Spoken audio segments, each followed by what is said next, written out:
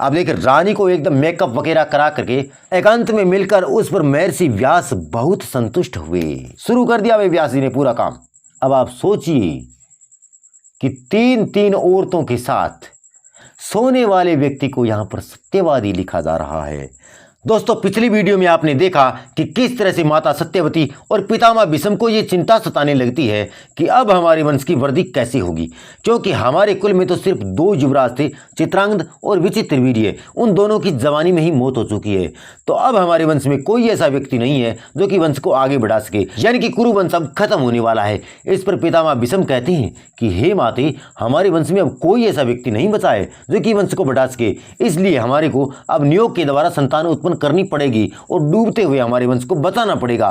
फिर मनुस्मृति का हवाला देते हुए पितामह भीष्म नियोग के बारे में पूरी की पूरी जानकारी माता सत्यवती को देते हैं। इस पर माता सत्यवती कहती हैं कि चलो भाई, अब हम नियोग के द्वारा संतान उत्पन्न करेंगे और वंश को आगे बढ़ाएंगे और मेरे ही गर्भ से पैदा हुए वेद व्यास को बुलाएंगे। वो कहती है कि कुमारी अवस्था में पाराशर ऋषि ने मेरे साथ बलपूर्वक संभोग किया था, जिससे मैं गर्भवती हो गई और मेरे गर्भ से एक वेद व्यास नाम का पुत्र उत्पन्न हुआ था। हम उसी को बुलाएंगे और अपनी इन दोनों रानियों को गर्भवती करवाएंगे, जिससे हमारे वंश की वृद्धि हो जाएगी, हमारा कुरुवंश चलता रहेगा। इस पर पितामह भीष्म ने हामी भर दी और उसी वक्त माता सत्यवती ने वेद व्यास का चिंतन किया और वेद व्यास जी वहां पर आ जाते हैं। ये सारी की सारी बातें वेद व्यास जी को माता सत्यवती बता देती है, तो वेद व्यास जी भी इसके लिए तैयार हो जाते हैं और वो कहते हैं कि हे माते, मैं आपके पुत्र वधुओं को गर्भवती कर दूंगा और जो इनसे पुत्र उत्पन्न होगा वो आपके कुरुवंश के ही कहलाएंगे, लेकिन इसके लिए कुछ शर्तें हैं। और वो शर्तें क्या है दोस्तों, ये जानने के लिए आप पिछली वीडियो को अवश्य देखें, लिंक आपको वीडियो के डिस्क्रिप्शन में मिल जाएगा। अब दोस्तों आगे क्या होता है, किस तरह से वेद व्यास जी आते हैं और आकर के इन दोनों रानियों के साथ संभोग करते हैं और संभोग करके इन्हें गर्भवती करते हैं और कैसे इनके बच्चा पैदा होता है, ये सारी की सारी बातें दोस्तों अब हम महाभारत में पढ़ करके जानेंगे। तो आइए दोस्तों वीडियो को शुरू करते हैं। और वो दोनों वीडियो आपने नहीं देखे हैं तो लिंक आपको इस वीडियो के डिस्क्रिप्शन में मिल जाएगा, आप जाकर के वीडियो देखें, वीडियो बहुत ही अच्छी बनी हुई है। आइए दोस्तों वीडियो को स्टार्ट करते हैं। वैशंपायन जी कहते हैं, वैशंपायन जी क्या कहते हैं जन्मे जी को, वैशंपायन जी कहते हैं जन्मेजय, तदंतर सत्यवती ठीक समय पर अपनी ऋतु स्नाता पुत्र वधु को सैया पर बैठाती हुई धीरे से बोली।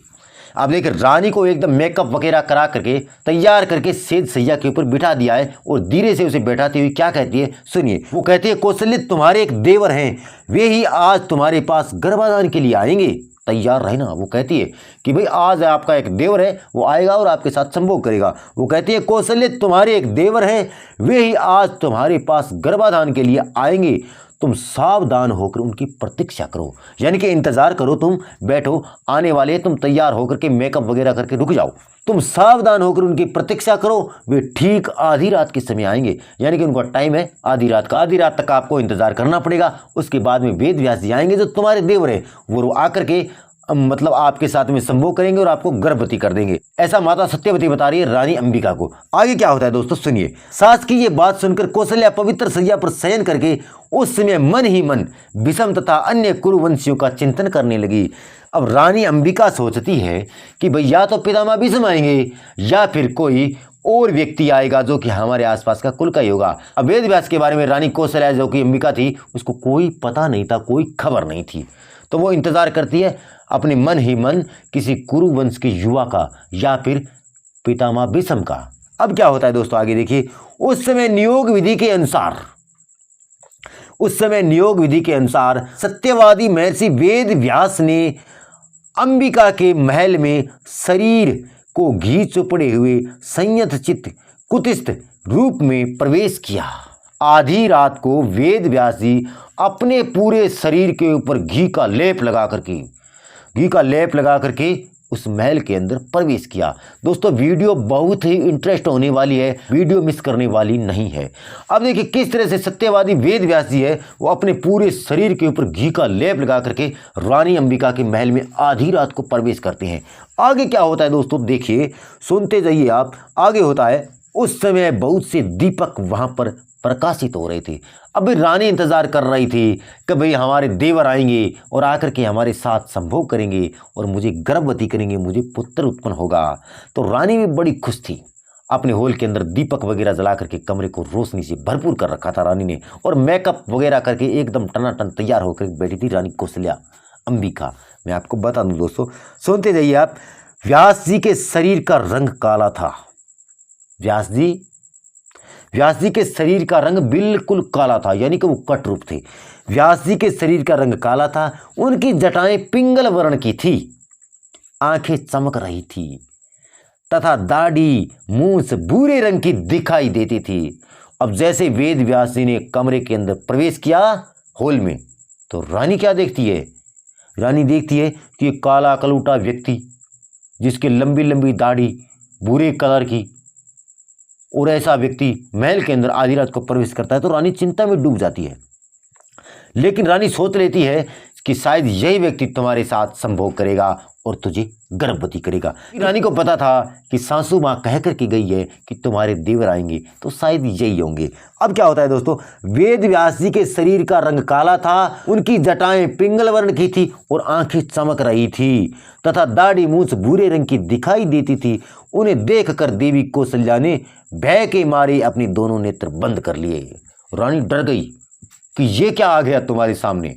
रानी सोच रही थी कोई युवराज होगा, अच्छा हष्ट-पुष्ट होगा, अच्छा सुंदर होगा, अच्छी बॉडी होगी, अच्छा इंटरेस्ट आएगा, लेकिन यहाँ पे तो कुछ अलग ही हो गया, बड़ी बड़ी दाढ़ी वाला व्यक्ति। रानी सोच में पड़ जाती है और अपनी आंखों को बंद कर लेती है। दोस्तों, माता का प्रिय करने की इच्छा से व्यास जी ने उसके साथ समागम किया। शुरू कर दिया वे व्यास जी ने पूरा काम कि माता का प्रिय करने की इच्छा से व्यास जी ने उसके साथ समागम किया। किसके साथ? रानी कौशल्या के साथ। परंतु काशीराज की कन्या भय के मारे उनकी ओर अच्छी तरह से नहीं देख पाई, यानी वो संभोग तो कर रही थी लेकिन उनकी तरफ देख नहीं रही थी। किसकी तरफ? वेद व्यास जी की तरफ, क्योंकि उनकी दाढ़ी लंबी थी, उनका रंग काला था, उनकी मूंछें भूरी थी, तो वो डर गई थी। वो सोच रही थी कि ये क्या हो रहा है तेरे साथ, लेकिन सासू माँ का आदेश था तो वे संभोग तो करना ही पड़ेगा। जब व्यास जी उसके महल से बाहर निकले तब माता सत्यवती ने आकर उनसे पूछा। अब देखिए, व्यास जी अपना पूरा का पूरा काम तमाम करके जब बाहर निकलते हैं तो माता सत्यवती आती है और वेद व्यास जी से क्या कहती है। सत्यवती ने उनसे पूछा, बेटा क्या अंबिका के गर्भ से कोई गुणवान राजकुमार उत्पन्न होगा? वो चिंता में है कि भाई तू संभोग करके आए तो बताना पड़ेगा। अब वेद व्यास जी देखिए बता देते हैं, क्योंकि वो मुनि थे, वो ऋषि थे, उनके तो सब समझ में आ चुका था कि क्या क्या होने वाला है। उन्होंने बता दिया। क्या बताता है दोस्तों, सुनिए। माता का ये वचन सुनकर सत्यवती नंदन व्यास जी बोले। व्यास जी कहते हैं, क्या कहते हैं? व्यास जी बोले, माँ वह 10,000 हाथियों के समान बलवान, विद्वान, राजश्रियों में श्रेष्ठ, परम सौभाग्यशाली, महापराक्रमी तथा अत्यंत बुद्धिमान होगा। बता दिया वेद व्यास ने कि भाई पुत्र उत्पन्न होगा, बुद्धिमान, 10,000 हाथियों का बल उसमें होगा, वेदों का ज्ञाता होगा, फलाना फलाना बहुत सारी बातें बता दी। उस महामना के 100 पुत्र उत्पन्न होंगे। अब देखिए, उनके जन्म के बाद की भी बातें वेद व्यास ने बता दी कि भाई उनके खुद के भी 100 पुत्र उत्पन्न होंगे। आप तो पोते वाली हो जाओगी, बहुत सारे पोते होंगे आपके। उनके 100 पुत्र उत्पन्न होंगे, किंतु माता के दोष से ये बालक अंधा होगा। स्पष्ट कह दिया, क्योंकि वे वेद व्यास ज्यादा उस काम से खुश नहीं थे, क्योंकि भाई अंबिका ने उनके साथ संभोग तो किया लेकिन आंखें नहीं मिलाई, नजरें नहीं मिलाई, उनको इंटरेस्ट कम आया। तो वो कहते हैं कि माता के दोष से पुत्र अंधा उत्पन्न होगा। उन्होंने मेरी तरफ नजरें नहीं मिलाई तो भाई पुत्र तो अंधा उत्पन्न होगा ही। आगे कह रहे हैं वो, किंतु माता के दोष से वह बालक अंधा ही होगा। व्यास जी की यह बात सुनकर माता ने कहा, तपोधन, कुरुवंश का राजा अंधा हो, यह क्या उचित बात है? भाई अंधा तो नहीं होना चाहिए। भाई इतना बड़ा राजकुल है कुरुवंश, इसका इतना बड़े राज्य का अगर कोई राजा अंधा होगा, यह कितनी बेइज्जती वाली बात है। यहां पे सत्यवती को फिर चिंता सताने लगती है। अतः कुरुवंश के लिए दूसरा राजा दो। भाई जल्दी से तैयार हो जाओ, भाई ये अंधा बालक नहीं चाहिए। चलो जन्म होता है तो उसका होने दो, लेकिन भाई राजा तो अंधा नहीं होना चाहिए, जो जाति भाइयों तथा समस्त कुल का संरक्षक और पिता का वंश बढ़ाने वाला हो। सत्यवती कहती हैं कि भाई चलो कोई बात नहीं, अगर ये बालक अंधा होता है तो होने दो, अभी एक युवा रानी और बैठी है, उनके साथ संभोग करो और कोई ऐसा राजा दो जो कुरुवंश को आगे बढ़ा सके और अपने जाति भाइयों का संरक्षण कर सके, उनकी रक्षा कर सके, इस अंधे की भी रक्षा कर सके। भाई आपको दोबारा जाना पड़ेगा, दूसरी रानी के साथ सोना पड़ेगा। यहाँ पे सत्यवती दोबारा कहती है किससे? वेद व्यास जी से। जैसे ही सत्यवती ने ये बातें कही तो आगे क्या होता है दोस्तों सुनिए। महायशवी वेद व्यास ने तथास्तु कह करके निकल गए। कह दिया कि चलो भाई दोबारा आएंगे, कोई दिक्कत नहीं है, मैं पूरी जोर शोर के साथ तैयारी के साथ आता हूँ और दोबारा फिर से वही काम करेंगे, आपकी दूसरी रानी को गर्भवती करेंगे, इस बार कोई अच्छा बालक देंगे आपको। ऐसा कह करके वेद व्यास जी तथास्तु कहा और चले गए। आगे क्या होता है? परस्वर का समय आने पर कौशल्या ने उसी अंधे पुत्र को जन्म दिया। जैसे ही बालक का जन्म हुआ तो भाई अंधा पुत्र जन्मना था, क्योंकि वेद व्यास जी ने पहले ही भविष्यवाणी कर दी थी। इतने बड़े ज्ञाता थे शास्त्रों के और इतने बड़े बुद्धिमान थे, इतने बड़े भगवान थे, सब जानकारी थी। परसर का समय आने पर कौशल्या ने उसी अंधे पुत्र को जन्म दिया। जन्मेजय तत्पश्चात देवी सत्यवती ने अपनी दूसरी पुत्र वधू को समझा बुझाकर गर्भाधान के लिए तैयार किया। अब सत्यवती ने दूसरी रानी को तैयार किया कि भाई इसने तो आंखें बंद कर ली, सही से उसके साथ में मनोरंजन नहीं किया, संभोग नहीं किया। भाई मुनि देवता थे हमारे, ब्राह्मण देवता, उनको सही तरीके से संतुष्ट नहीं किया तो इनके अंधा बालक जन्मा है। तो अब आप भाई अच्छी तरह से मेकअप वगैरह करके मतलब तैयार हो करके जाओ और तुम भी उनके साथ संभोग करो और गर्भवती हो जाओ, ताकि हमारे वंश की वृद्धि हो सके और हमें आंखों वाला राजा मिल जाए। ये बातें कहती है माता सत्यवती दूसरी रानी से। आगे क्या होता है दोस्तों सुनिए। फिर महर्षि ने उसी नियोग की संपूर्ण विधि से देवी अंबालिका के साथ समागम किया। वेद व्यास जी के तो लॉटरी लग चुकी थी, क्योंकि बार बार नई नई युवा रानियां मिल रही है। इसके लिए पूर्ववत महर्षि व्यास का आह्वान किया और महर्षि ने उसी नियोग की विधि से देवी अंबालिका के साथ समागम किया। भारत महर्षि व्यास को देखकर वह भी कांतिहीन तथा पांडु वर्ण की हो गई। अब यहाँ पे दूसरी रानी ने भी गलती कर दी। वो रानी भी डर गई, भय लगने लगा उसको, पीली पड़ गई, पिंगल वर्ण की, पांडु वर्ण की। क्या होता है? जन्मेजय उसे भयभीत, विषादग्रस्त तथा पांडु वर्ण की सी देख सत्यवती नंदन व्यास ने यूं कहा। अब इस बार व्यास जी बोलते हैं कि भाई तुम इस तरह से क्यों हो रही हो, तुम्हें क्या खतरा है, क्या डर है? माता का आदेश है, इधर आपकी सासू माँ का आदेश है, कोई नहीं है यहाँ पर, आराम से करो। लेकिन रानी फिर भी घबरा गई। तो यहाँ पे वेद व्यास इसको कहते हैं, अंबालिके तुम मुझे विरूप देखकर पांडु वर्ण की सी हो गई थी, इसलिए तुम्हारा यह पुत्र पांडु रंग का होगा। वो कह रही है कि हे रानी तूने तो ये गलती कर दी। क्या? मुझे देख करके तू पांडु वर्ण की यानी कि पिंगल वर्ण की, पीले वर्ण की हो गई, यानी कि एक कमजोर बच्चा पैदा होगा जो किसी काम का नहीं होगा। इस प्रकार की बात यहाँ पे वेद व्यास जी अंबालिका को कहते हैं। अब आगे क्या होता है दोस्तों। शोभानी, वेद व्यास जी फिर कहते हैं, शोभानी इस बालक का नाम भी संसार में पांडु ही होगा। देखिए नामकरण तक यहाँ पे वेद व्यास जी बता रहे हैं। वेद व्यास जी इतने वेदों के ज्ञाता है, इतने शास्त्रों के ज्ञाता है, उनको भविष्य में जो होने वाला है उसके बारे में पूरी की पूरी डिटेल है। लेकिन महाभारत का युद्ध हुआ उस बारे में उनको बिल्कुल भी पता नहीं था कि इस तरह से महाभारत का युद्ध होगा, उस बारे में उनको बिल्कुल नॉलेज नहीं था। लेकिन ये छोटी छोटी बातें वो जान लेते थे। आगे क्या होता है दोस्तों सुनिए। शोभानी इस बालक का नाम भी संसार में पांडु ही होगा, ऐसा कहकर मुनि श्रेष्ठ भगवान व्यास वहां से निकल गए। फिर चले गए वो तो, क्योंकि वो तो भाई आते हैं रात में, सिर्फ 2 घंटे 3 घंटे के लिए आते हैं और आकर के अपना काम किया और चलते बने, और जाते वक्त जो होने वाला है उसके बारे में बता के चले जाते हैं। ये उनका काम था। आगे क्या होता है दोस्तों। उस महल से निकलने पर सत्यवती ने अपने पुत्र से उस विषय में पूछा। अब जाते वक्त वेद व्यास जी से सत्यवती कहती है, पूछती है फिर से, क्या पूछती है? तब व्यास जी ने माता से उस बालक के पांडुवर्ण होने की बात बता दी। व्यास जी कहते हैं, हे माते आपकी पुत्रवधू गर्भवती हो गई है, लेकिन इसने भी गलती कर दी। क्या? भाई इसका रंग पीला हो गया, ये भय से पीली पड़ गई, तो इसके गर्भ से भी जो बच्चा पैदा होगा वो पीले कलर का होगा, यानी कि एक कमजोर बच्चा पैदा होगा। भाई अब सोच लो, और कोई रानी है तो लेके आओ, अब आपकी इच्छा है, जितनी बार आप बुलाओगे मैं आता रहूंगा।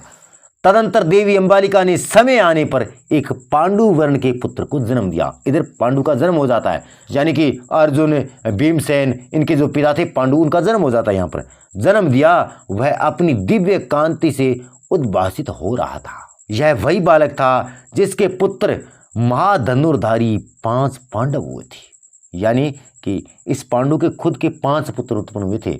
और दोस्तों मैं आपको बता दूं कि इसी नियोग विधि से ये 5 पुत्र पैदा हुए थे। आपको जान करके आश्चर्य होगा, 5 पांडव अर्जुन, नकुल, सहदेव, भीमसेन और युधिष्ठिर, ये सारे के सारे दोस्तों नियोग से पैदा हुए थे, इसी तरह से जिस तरह से उनके पिता पैदा हो रहे हैं।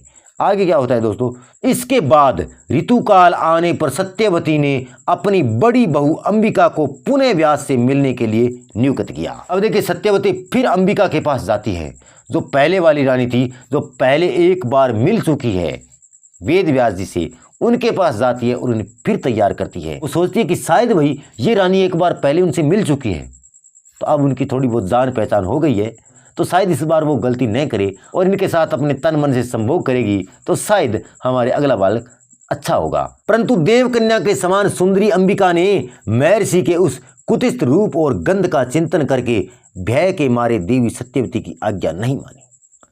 अंबिका कहती है कि भाई मैं नहीं जाऊंगी, क्योंकि उनकी शक्ल गंदी है, उनकी बुरी मूंछें है, उनका कलर ब्लैक है और उनके शरीर से गंध आती है। रानी अंबिका ने सत्यवती की बात को ठुकरा दिया। काशीराज की पुत्री अंबिका ने अप्सरा के समान सुंदरी अपनी एक दासी को अपने ही आभूषणों से विभूषित करके काले कलूटे महर्षि वेद व्यास के पास भेज दिया। अब देखिए रानी अंबिका ने क्या किया कि अपने वस्त्र पहनाए और एक बहुत ही सुंदर दासी थी उसको भेज दिया, किसके पास, वेद व्यास के पास, कि भाई अब तुम जाओ, मैं तो बार बार जा करके आ चुकी हूँ, मुझे तो वो अच्छा नहीं लगता, इस बार तुम जाओ और जा करके उनके साथ जो भी करना वो करो। आगे क्या कहते हैं, महर्षि के आने पर उस दासी ने आगे बढ़कर उनका स्वागत किया।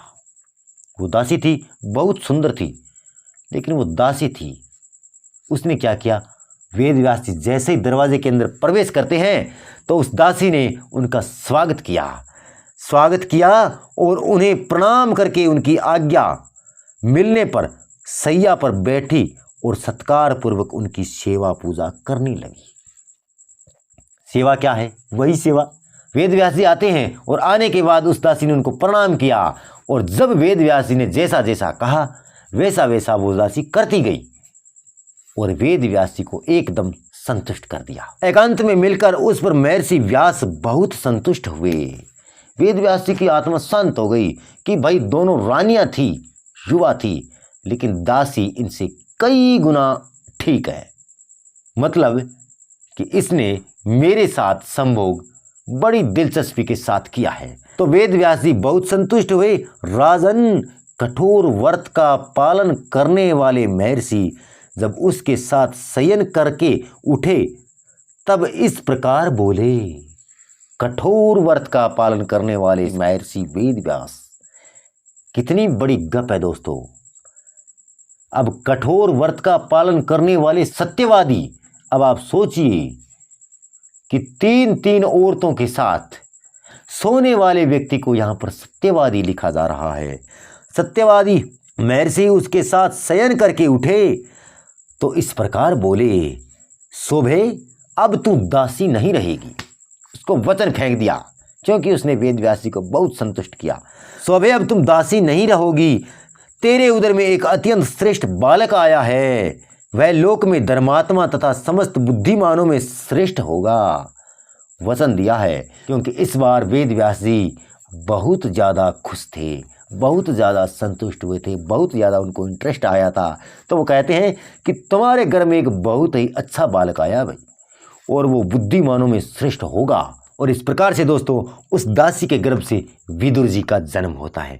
अब आप सोचिए दोस्तों, महाभारत के महान राजा जिनकी महिमा मंडन कर करके बड़े बड़े पोथे भरे पड़े हैं, बड़े बड़े महाभारत जैसी कथाएं लिखी पड़ी है, उनका जन्म कैसे हुआ, वो क्या थे, उनके असली पिता कौन थे, कैसे उनका जन्म हुआ और हमारे सामने क्या दर्शाया जा रहा है। कोई यहाँ पे धर्मराज है तो कोई यहाँ पे पवन पुत्र है, बहुत सारे नामों से इन्हें संबोधित किया जाता है, जो कि कुरुवंश है, जिनके नाम के ऊपर पूरी की पूरी महाभारत की रचना की गई है। दोस्तों इसी तरह से आप अंधविश्वास पाखंडवाद के खिलाफ वीडियो देखना और सुनना पसंद करते हो तो इस वीडियो को अभी से लाइक कर दीजिए और चैनल को सब्सक्राइब करने के साथ साथ बेल आइकन को भी दबा दीजिए। मिलूंगा मैं आपसे अगले वीडियो में, तब तक के लिए नमस्कार।